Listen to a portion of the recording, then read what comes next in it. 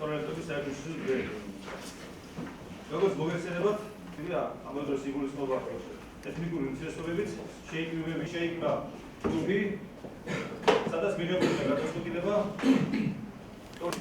გამოირჩეოდა თანაცხოვრების პრინციპით და წარმოდგენილი იყო როგორც კულტურის სამინისტროს, ქალაქის მერიის ესეთი საკითხი გახლავთ და რომელიც რა თქმა უნდა დაჯილდოვდება ჩვენს მიერ დანაპირები, მაგრამ ამ შემთხვევაში სიმბოლურად განსხვავებული ფორმული ჩვენ და სასიხარულოდ ჩვენ და საამაყოთ თბილისის სამხატვრო ირინეს ალოგისმეთ ხო?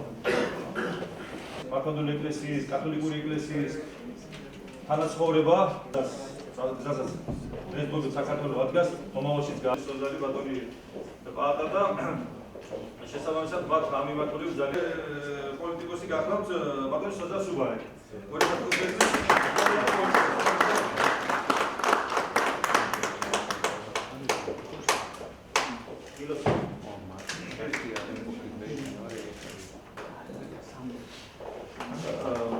ეს პიროვნებები არ შეუძლია შემდეგი კრიტერიუმების გამო ბატონებო, როგორც რელიგიების მიმართ.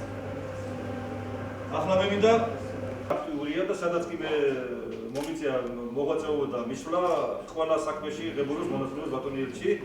განსაკუთრებით იმ ფონზე რაც ამ დღეებში მოხდა პარიზში და რამაც შეაძრწუნა მთელი მსოფლიო, კიდევ ერთხელ დავარწმუნდით, რამდენად მნიშვნელოვანია თანაცხოვრება და ერთიანობა ყველა რელიგიის, ყველა რასის, ყველა ეთნიკური ჯგუფის.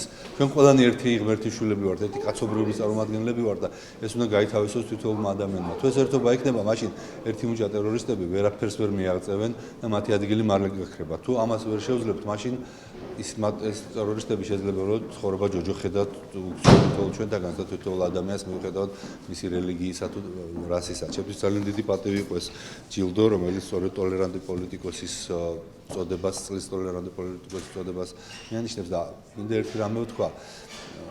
საქართველოს თბილისი მისი დედაქალაქი იყო საუკუნეების განმავლობაში, ათასწლეულების განმავლობაში გამორჩეული თავისი ტოლერანტობით, სადაც ყველა რელიგიის, ყველა ეთნიკური ჯგუფის ადამიანები ერთად ცხოვრობდნენ, მაგრამ თუ ეს ის სიმდიდრეა, რომელიც გადმოგვეცა, მაგრამ ეს სიმდიდრე მუდმივად უნდა გადავცეთ მომავალ თაობებს და ჩვენ თავშიც მუდმივად უნდა ვცადოთ ამის ამჯდომების გაძლიერება. წინააღმდეგ შემთხვევაში გაჩნდება ერთი პატარა შხამის წვეთი, რომელიც შეიძლება ხვალ აბობოქრებულ ნიაღვარად გადაიქცეს და მოწამლოს თითოეულ ჩვენთაგანის გონება. ასე იწყება ხოლმე ის ტერორისტული აქტების პატარა რაღაცა არასწორი შეხედულებიდან, რომელიც შემდეგ ვიღაცების გულში მყარ შეხედულებად ყალიბდება და ამიტომ ძალიან მნიშვნელოვანია, რომ ეს დღე, ტოლერანტობის დღე, მასში მონაწილეობა თითოეული ადამიანის მუდმივად გადავცეთ ჩვენს მომავალ თაობებს და მუდმივად ვასწავლოთ, როგორ ცხოვრობდით და რატო იყო ეს ჩვენი ძალა და ჩვენი სიმდიდრე.